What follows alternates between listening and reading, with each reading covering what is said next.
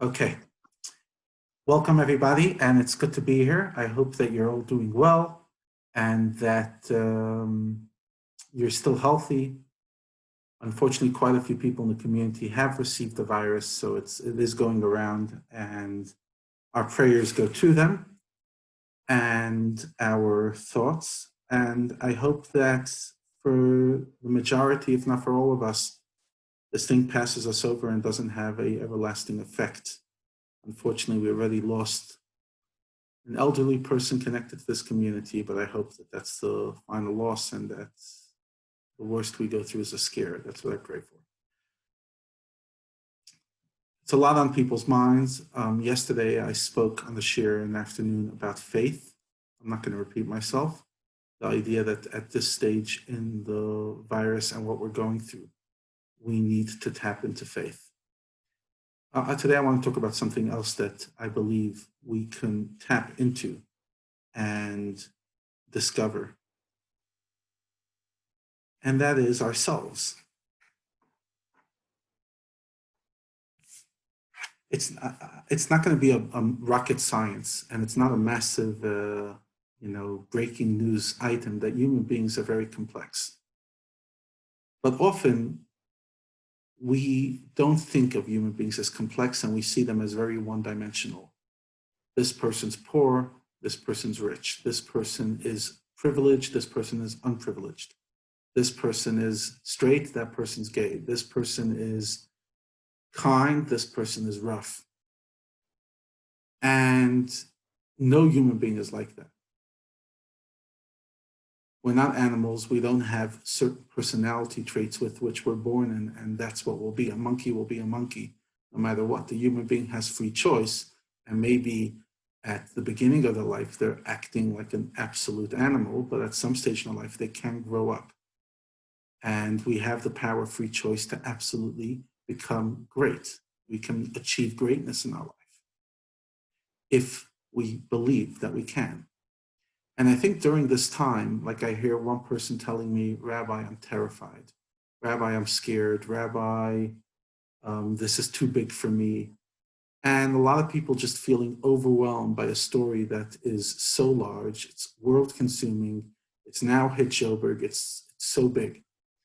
But in that journey, we underestimate our own ability to cope with it and underestimate the fact that maybe we've never had to cope with something like this before in our life, but we are made to cope with these stuff in our life, that we can and we will cope with it, that we're made out of stronger stuff than we give ourselves credit. I was talking to somebody earlier today, and like they were really doubting their ability of, standing face to face with this challenge, and I get it. The challenge seems so much more powerful than us. People are getting infected that haven't walked out of their house in 4 months and whatever. If it's a delivery person or their spouse went out and brought it back to them, I don't know. But some people are getting in. They're like, this virus, no matter how much, a person's trying to protect themselves against it, it seems to still be hitting people in the most random ways and hurtful ways. So the question that we have to ask ourselves is, when we face a virus that's so much stronger than us, how strong are we? How strong are we in comparison to this virus? How powerful are we? Because most of us are not medical professionals, and even medical professionals don't have that much in their arsenal to fight against it. They have a little bit, but not much. So this virus, which is invisible, but all-consuming and all-powerful, which has affected every area of our life, I'll share with you earlier today. This was shared with me. It's a cute picture to describe how people are feeling in this stage. So share screen. Yeah, so basically there's a bunch of people waiting at the airport. This is how ready I am. Just looks like appropriate, like some people like desperate. There's no plane, but we're ready to go. We're ready to disappear. We wanna move on. We want to go to the next stage of our life. So it's affected us all. This virus is so powerful. I don't have to convince you the virus is powerful. The fact that I'm sitting here talking to you on Zoom and each one of you has been in lockup for 4 months proves my point. There's no need for me to belabor the point. So knowing how powerful it is and how feeble I am, I'm just a human being, susceptible to the virus, have no idea how it's going to affect me, have no idea if I have comorbidities, if they do, how they're going to be affected. I don't know anything. So the virus seems to be the almighty one, and I seem to be the absolute weakling. Think about it. In this dynamic of power, the virus has all the power, and what do we have? A few half successful medications, a few ventilators, Hatzalah. They're great guys, and it's all wonderful. But if you think about it in that perspective, the virus wins. And I'll tell you why I'm thinking about it, because recently, I started putting together a bunch of thoughts of mine. Maybe I'd like to write a book during this time. So one of the thoughts that came to mind is a story of being held up. And the memory came to me where, the fellow's holding a gun to my head. And I remember thinking at the moment, who's more powerful, him or me? And it's a hard question to answer. I'll tell you why. Because obviously, first glance, what do you mean? He has the gun. What do I have? I'm tied up with the hands behind my back on the floor, beaten up. And he has a gun and a trigger. So who's more powerful in this situation? So then you're forced to ask, if you want to go deep, you're forced to ask, what is power? There's a great story of the father-in-law of Lubavitcher Rebbe. He was the sixth Lubavitcher Rebbe. His name was Rabbi Yosef Yitzchak Schneerson. And he was arrested by the communists for spreading Judaism. This was in 1927. It was actually this time of the year. His release was on Tammuz, which is sometime very soon. So this rabbi, at some stage in his arrest, he was arrested for about a month. His interrogator takes out a gun and starts playing with it and says, Rabbi, this toy has gotten many mute people to talk. You're not confessing, you're not cooperating with us. This toy, as in this gun, can get a lot out of you. And the rabbi smiles at him.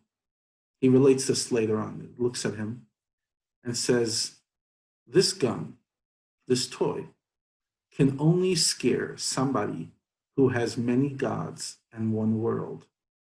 But somebody who has two worlds and one God, they cannot scare. Let me repeat. That this gun can only scare somebody who has many gods and one world. In other words, all there is here, and they actually don't believe in the God that's running the world, so they're just running from God to God, from money to power to, success, fame. For them, if the gun gets triggered, then their whole life is lost, and there's nothing there. But for myself, says the Rebbe, who has one God and two worlds, in other words, this world and the world to come, this toy doesn't scare me. I remember thinking of that story during my episode, and it reframed it for me. It reframed the question about who's more powerful. Obviously, the person with the gun has the power to take my life. So technically, any schmendrick with a gun out there on the planet right now is more powerful than me because I don't have a gun to defend myself. So if any person made it their life's mission, heaven forbid, to get rid of me, unless I can afford a massive security team, and even then it's not 100% guaranteed, they're more powerful. But you'll agree with me that that's a very shallow definition of power. If all power is simply who can hurt who, then we're like a bunch of bullies in the yard, pulling at the other person's face or pulling at their hair or kicking or screaming and scratching, whatever we're doing, we're fighting. And whoever wins is the more powerful one. But how shallow is that? Who's the more powerful one? The person who has tenacity and faith, the person who believes more, the person who is finding more meaning, the person who is not allowing themselves to be caved in. By that, they are more powerful.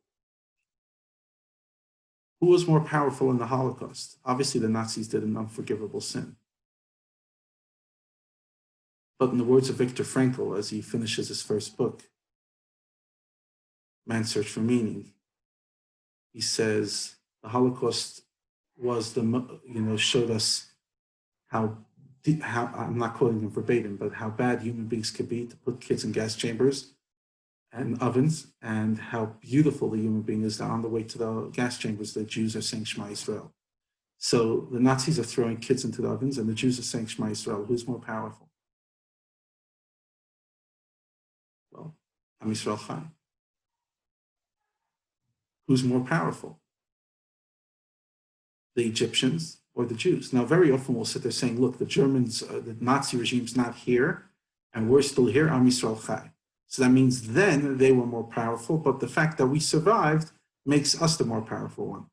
But I would argue it's a little deeper than that. Even in the moment, we're more powerful. When a person is standing and knows what they want out of life and is not caving in to pressure, in that moment, even though the other person has the gun and the power,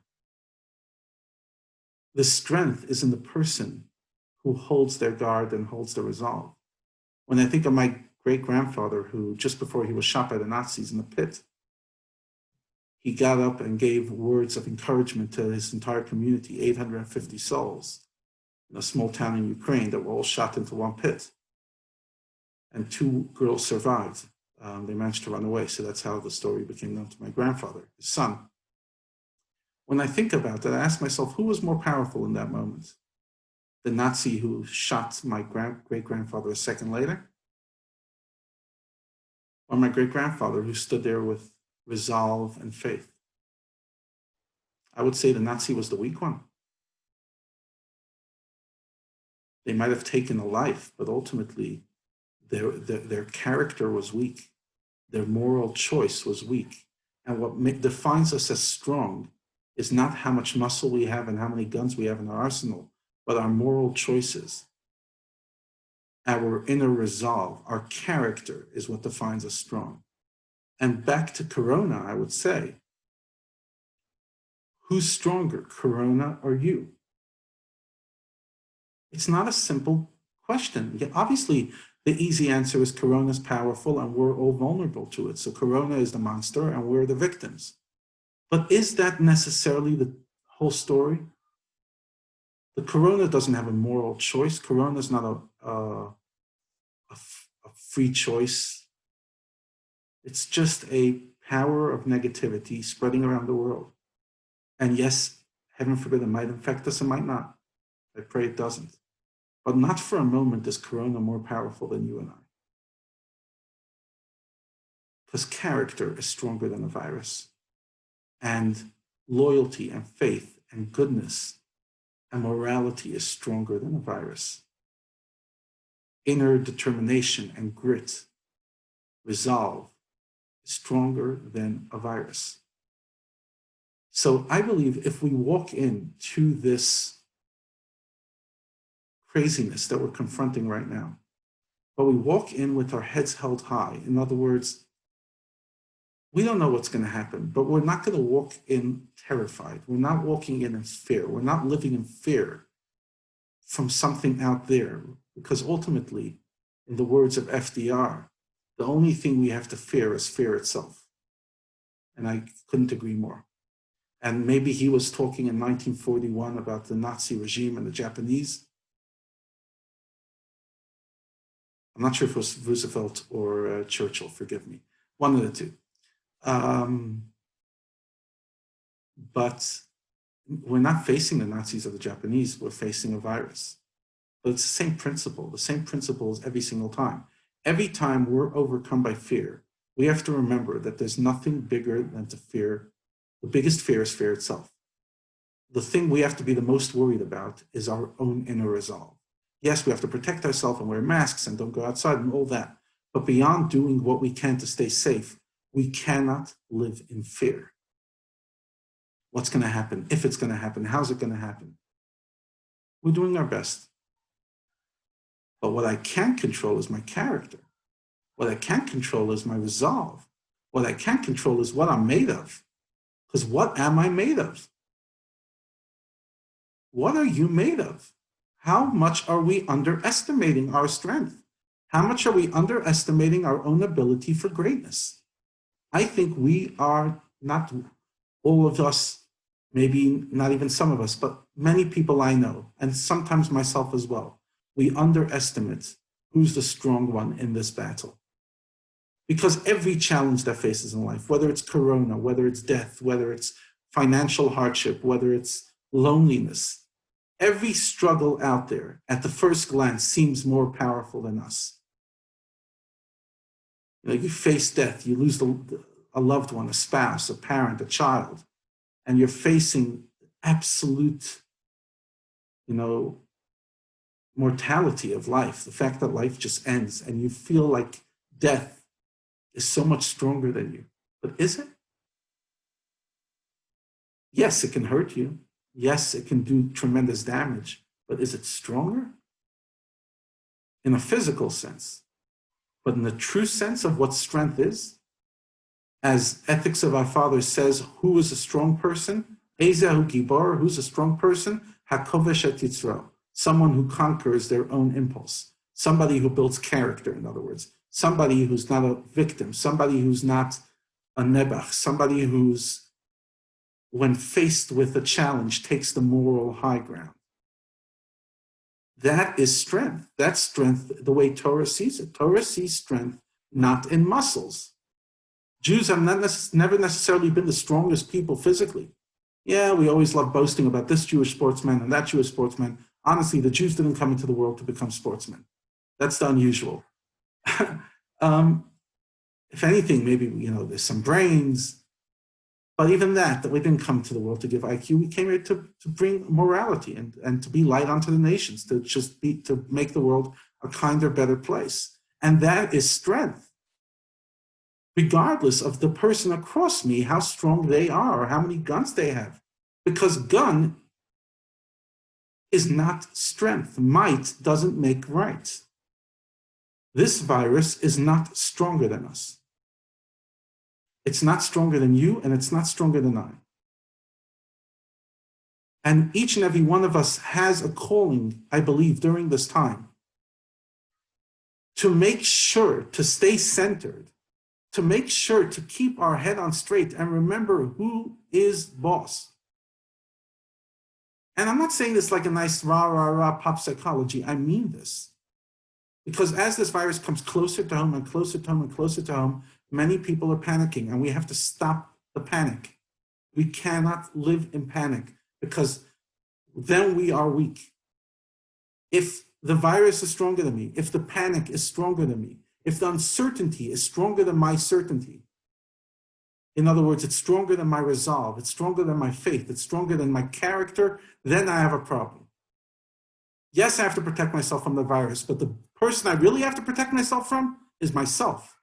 My own recorder, my own audio playing in my brain saying, this is terrifying, this is overwhelming, you can't cope, this is so scary, what's going to happen, how many people are going to die, what's going to happen to the ICUs, etc. Yes, we've heard it, we've heard all the panic. And again, we have to be safe. In no way am I diminishing the risk, but a risk is not stronger than me. And beyond the risk, the sickness itself is not stronger than me, no matter what the sickness does. And guns aren't stronger than us. And a government is not stronger than us. And no one in the world is stronger than us. That's why that's what it means to live with faith, to stop living in fear. I've shared this before, that my favorite story of all time, it's not even a story, it's an anecdote, is that the Baal Shem Tov, who lived 300 years ago, who built the entire Hasidic movement, he started it, he initiated it at a time that the Jewish people were in a terrible spiritual decline in the early 1700s. And when he was 5 years old, he had lost both his parents. And just before his father died, he was already an orphan from his mom. His father turns to him and says, Yisrael, that was his name, Israel. Don't be afraid of anything or anyone besides God, and love everyone with all your heart. And the Baal Shem Tov would say that the entire movement he created was based on those truths. But I want to focus on the first truth. Don't be afraid of anything or anyone besides God. And even God, don't be afraid. Be in awe, but don't be afraid. We cannot live in fear. We cannot live in panic, because those moments that we live in panic, then we are a victim. Then we are the weaker link. And when we are weak in our resolve and in our faith within ourselves, then we collapse. Even if we don't get the virus, we lost that battle.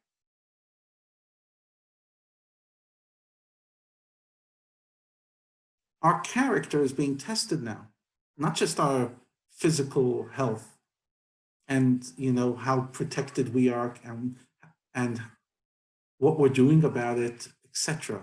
It's a test of our character.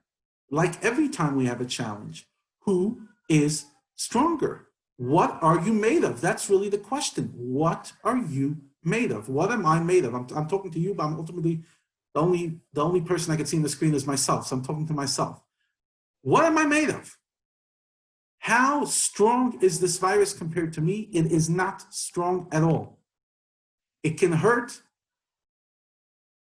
It can cause damage. But in the ultimate definition of strength, it has nothing. As does any gangster, as does any miserable boss, as does any government or any other threat that we feel we have out there in the world. Any threat in the world, any, and I mean any, is not stronger than you and I. If we allow ourselves to see it in this perspective. Because in first glance, everything's more powerful. And that's why so many people are walking around overwhelmed in this world. The world is overwhelming. Because if you don't see yourself as stronger than it all, then compared to the world is going out of control. There's the virus, there's the political problems, there's racism and this kind of racism and backwards racism and this issue and that issue. It's numerous issues, and you go on the media and you just hear more and more issues. The world's getting messier and messier, and who's going to win the American election as if whatever. It's noise. And you walk in, you sit there saying, I'm just a simple, woman, I'm a simple guy. Like, what am I supposed to do with all this?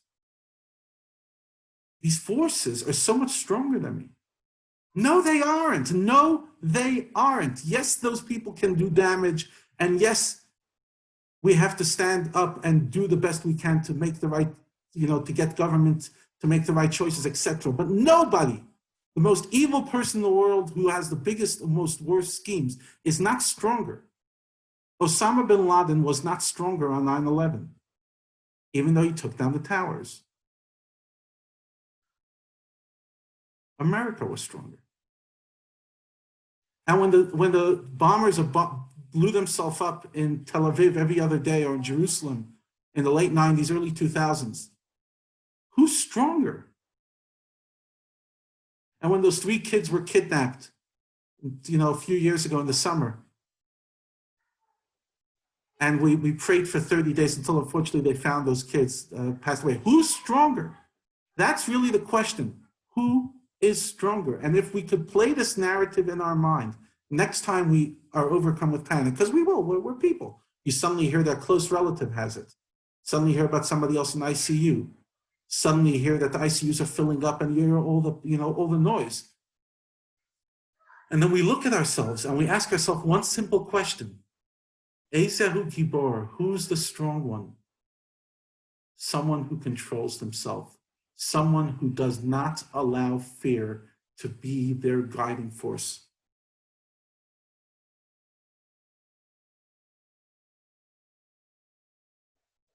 Hashem created us in his image, which means, obviously not that God has a face. One of the meanings is that we have similar character traits to the way God manifests in this world. It means God manifests in this world through kindness, and we have the ability to be kind. One of the things that God manifests in this world is infinity, the power to absolutely transform the world and with infinite power. You and I are created in God's image. We have infinite power. We are so much more than we give ourselves credit for. And even if we never discovered that strength till now, then now is the time. Whether we're 40 or 60 or 80 or 100, now is the time to discover our inner strength and to be able to face whatever comes ahead with character, with faith, with groundedness, with optimism, and ultimate knowledge that no matter what happens, this virus is not stronger than you and I. I want to thank you all. Shekayach, thank you so much for joining. I hope you found that a bit inspirational. For me personally, even sharing these words out loud gave me strength. And I hope that we can, yeah, by the way, those are my kids fighting, but yeah, it's 6 kids in lockdown for 4 months. Sanity, l'chaim.